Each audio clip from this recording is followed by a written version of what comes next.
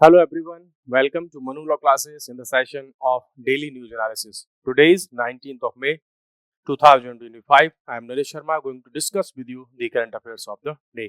सबसे पहले चलते हैं हम महाराष्ट्र और महाराष्ट्र में अभी विजिट हुए सुप्रीम कोर्ट ऑफ इंडिया के जो चीफ जस्टिस हैं उनकी विजिट हुई है महाराष्ट्र में। वहां पर अपनी स्पीच में कहा उन्होंने कि कॉन्स्टिट्यूशन सुप्रीम है, न तो जुडिशरी सुप्रीम है, ना ही एग्जीक्यूटिव सुप्रीम है। मींस सबको कॉन्स्टिट्यूशन के अकॉर्डिंग क्या करना होगा, काम करना होगा।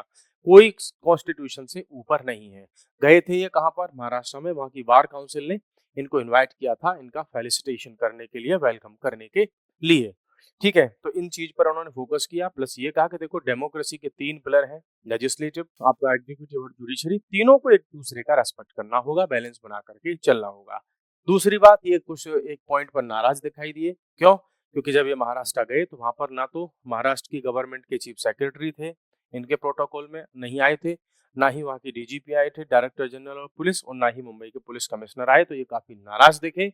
उसके बाद इन्होंने कहा कि अगर ऐसी कोई प्रोटोकॉल से रिलेटेड सुप्रीम कोर्ट मींस जो है वहां से जुडिशरी से गलती हो जाती, ऐसा कुछ हो जाता, तो अब तक मीडिया उसका बहुत बड़ा इश्यू बना लेता।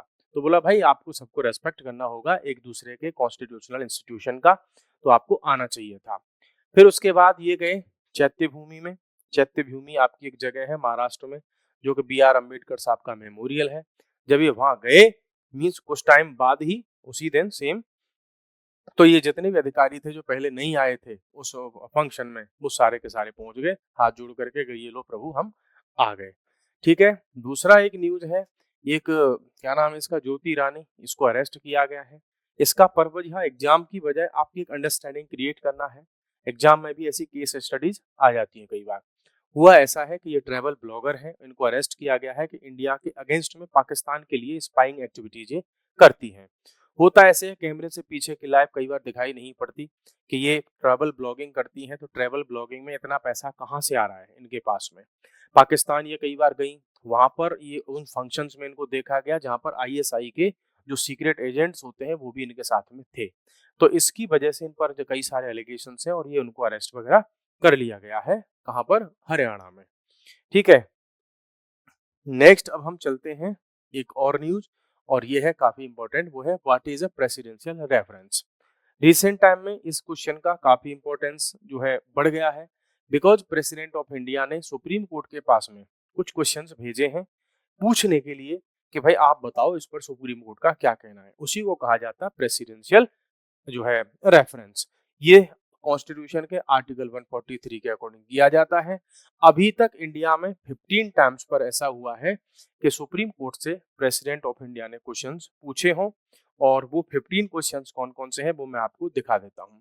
ये वाला जो प्रोविजन है हमने गवर्नमेंट ऑफ इंडिया एक्ट 1935 से लिया है, उसमें भी ऐसा ही प्रोविजन था, तो वहां से कॉपी करके हमने यहाँ पे इसको पेस्ट कर दिया। अभी तक की हिस्ट्री की अगर हम बात करें तो 1950 में भी, के बाद से अगर देखें तो दिल्ली जो है लॉ एक्ट केसेस था जिसमें डेलीगेटेड पावर्स को डिफाइन मींस उन्होंने बताया था कि लेजिस्लेचर ब्रॉड लॉ बना दे, बाकी जो एग्जीक्यूटिव है वो उसके डिटेल लॉ बना दे तो वो माना जाएगा। केरला एजुकेशन बिल था, उसमें इन्होंने कहा था, तो उसमें सुप्रीम कोर्ट ने फंडामेंटल राइट्स और डीपीएसपीज इन दोनों में हार्मोनी होनी चाहिए, बैलेंस होना चाहिए।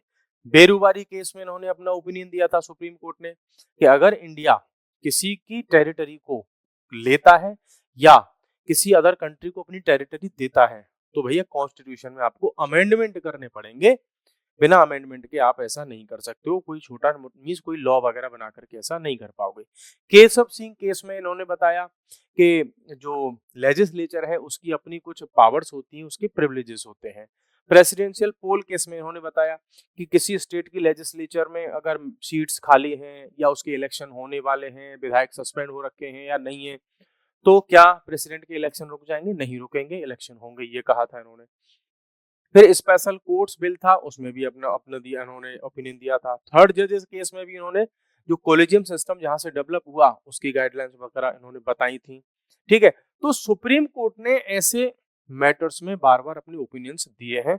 अब तक की हिस्ट्री में केवल एक बार ऐसा हुआ है, ओनली वंस, ठीक है, जिसमें सुप्रीम कोर्ट ने अपने ओपिनियन देने से मना कर दिया था। मैटर कौन सा था? राम जन्मभूमि केस का। ठीक है, तो इन्होंने अपना ओपिनियन नहीं दिया था इसमें। करंट रेफरेंस की अगर बात करें तो ये मैटर कहाँ से निकल करके आया है, तो सुप्रीम कोर्ट मींस जुडिशरी और एग्जीक्यूटिव दोनों में क्लैशेस देखने को मिल रहे थे। और बात यहाँ से आई थी कि जो है तमिलनाडु गवर्नमेंट ने एक बिल पास किया था, वो गवर्नर प्रेसिडेंट के यहाँ से काफी टाइम से पास होकर नहीं आया। सुप्रीम कोर्ट के 2 जजेस ने ऑर्डर कर दिया कि अगर प्रेसिडेंट और गवर्नर ये बिल को पास नहीं करते 3 महीने के अंदर अंदर, तो उस बिल को ऑटोमेटिकली पास मान लिया जाएगा। यहाँ से मैटर स्टार्ट हुआ। इस पर vice president of India Jagdeep Dhankhar साहब ने, उन्होंने कई सारे कमेंट्स किए और भी बहुत सारे लोगों ने जो है इस पर कमेंट्स किए, तो वहां से क्वेश्चन वाला ये सेशन स्टार्ट हुआ। अब प्रेसिडेंट ऑफ इंडिया ने इस पर एक दो नहीं, पूरे के पूरे 14 क्वेश्चंस भेज दिए सुप्रीम कोर्ट के पास में कि आप डिसाइड कर दो, ठीक है, किस पर।